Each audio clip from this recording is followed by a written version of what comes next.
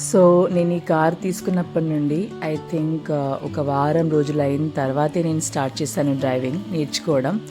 నేను ఒకటి already second day అని ప్రాక్టీస్ కోసం డ్రైవింగ్ వేసాను వీడియో. అండ్ ఇది వచ్చేసి 6th day driving practice. Night టైంలో ముంబై అంటే తెలిసి మీకు ఎంత ట్రాఫిక్ ఉంటుందని, సో ఆ ట్రాఫిక్లో తీసాను బండి. తీసిన తర్వాత ప్రాణం అంతా అరచేతిలో పెట్టుకొని నడిపిస్తాను. నేనైతే నాకు భయం, ఎందుకంటే ఈ ర్యాష్ రైడర్స్ ఎవరైతే ఉంటారో ఆ లెఫ్ట్ సైడ్ నుండి రైట్ సైడ్ నుండి వచ్చే స్కూటీస్ అండ్ బైక్స్ని చాలా కేర్ఫుల్గా తీసుకొని వాళ్ళని మన బాధకు వాళ్ళు నడుపుతున్నట్టు మనం అంతా బాధపడుకుంటూ మరీ డ్రైవ్ చేసుకుంటూ వెళ్ళాలి. సో ఇందులో క్లచ్ లేదు, ఆటోమేటిక్ కార్ కాబట్టి ఓన్లీ యాక్సిలరేటర్ అండ్ బ్రేక్తోనే ఆపరేట్ అవుతుంది ఇది.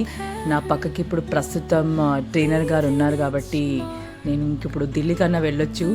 కానీ అసలు కథ మొదలవుద్ది నేను ఒక్కదాన్ని నడిపిస్తున్నప్పుడు. ఇప్పుడు ఈ ట్రైనింగ్ ఒక 10 days వరకు ఉంది. ఆ 10 days వరకు తను ఉంటాడు పక్కన. తను లేకపోయినప్పుడు ఎప్పుడు నడిపిస్తానని నేను వెయిట్ చేస్తున్నాను. కానీ ఇప్పుడు కూడా నాకు బండి తీయాలంటే ఒక్కదాన్ని కొంచెం భయంగా ఉంది. అండ్ తను మాత్రం అంటున్నాడు నాకైతే ఫుల్ కాన్ఫిడెన్స్ ఉంది నీ మీద అని, కానీ నాకు మాత్రం అస్సలు నా మీద కాన్ఫిడెన్స్ లేదు. స్టిల్ ఒక వారం కూడా కాలేదు, బాగానే మేనేజ్ చేసినా అని అనిపిస్తుంది నాకు. ఎందుకంటే ఏదైనా ఒక స్కిల్ ఉంటుంది కదా. ఇప్పుడు డ్రైవింగ్ అనేది కూడా ఈజీ ఏం కాదు, ఈ డ్రైవర్స్ కూడా ఈజీ ఏం కాదు. వాళ్ళకు వాళ్ళ ప్రొఫెషన్ని బట్టి డ్రైవర్ కదా అంటారు, కానీ నాకు తెలిసి ఏదైనా అందులోకి దునికితే మాత్రం అర్థం కాదు దానికి లోతు ఎంత ఉందన్నది.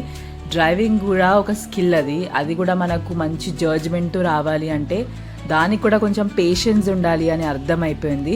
అండ్ నేను ఇది కొత్తగా ఏం కాదు, నేను మాన్యువల్లీ ఆల్రెడీ నా దగ్గర కారు ఉన్నప్పుడు, డాడీ దగ్గర కారు ఉన్నప్పుడు వేగనార్ మాన్యువల్ నడిపించాను. బట్ చాలా గ్యాప్ వచ్చేసింది, 10 years గ్యాప్ వచ్చింది. దాని తర్వాత ఇప్పుడు నేను సొంతంగా తీసుకున్న బండి కాబట్టి మరి డ్రైవర్ ఎందుకు మనకు వచ్చి ఉంటే బాగుంటుంది కదా అని నేర్చుకుంటున్నాను మళ్ళీ ఈ కార్. అండ్ చూద్దాం, నేను కొన్ని వీడియోస్ వేద్దామని అనుకుంటున్నాను, లైక్ ఈ కార్లో ఏమేమి ఫెసిలిటీస్ ఉన్నాయి అవన్నీ.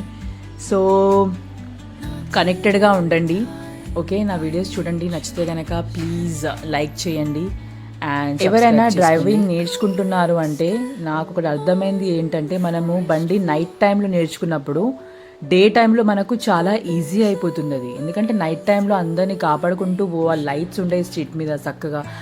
అండ్ లెఫ్ట్ నుండి రైట్ నుండి అలా వస్తుంటారు బైక్ వాళ్ళు, వాళ్ళని కాపాడుకుంటూ పోవాలి. కాబట్టి నైట్ టైంలో ఎవరైతే డ్రైవ్ చేస్తారో వాళ్ళకి డే టైం చాలా ఈజీ అయిపోతుంది. ఇప్పుడు నేను ఈ టైంలో నేను తీస్తున్నప్పటి నుండి మార్నింగ్ అంటే అట్లా వెళ్ళిపోతున్నాయి. ఇంకా ఈ సాయంత్రం అండ్ నైట్ టైం నడిపిస్తున్నప్పుడు కొంచెం టఫ్గా ఉంటుంది obviously compare to day.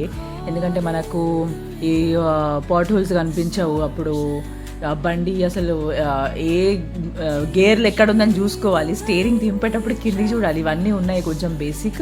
Night టైంలో క్లియర్గా ఉన్న వాళ్ళకి ఇంకా డే టైం డ్రైవింగ్ అంటే చాలా ఈజీ అయిపోతుంది.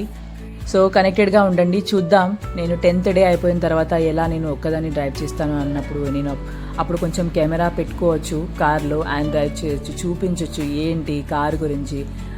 సో నా దగ్గర ఉన్నది టాటా పంచ్, కొత్త తీసుకున్నాను నేను, అండ్ ఆటోమేటిక్. అంతే, ఇంకేదైనా కావాలి తెలుసుకోవాలి అంటే ప్లీజ్ కామెంట్ చేయండి. వీడియో కనుక నచ్చితే ప్లీజ్ లైక్ చేయండి అండ్ సబ్స్క్రైబ్ చేయండి. Thank you.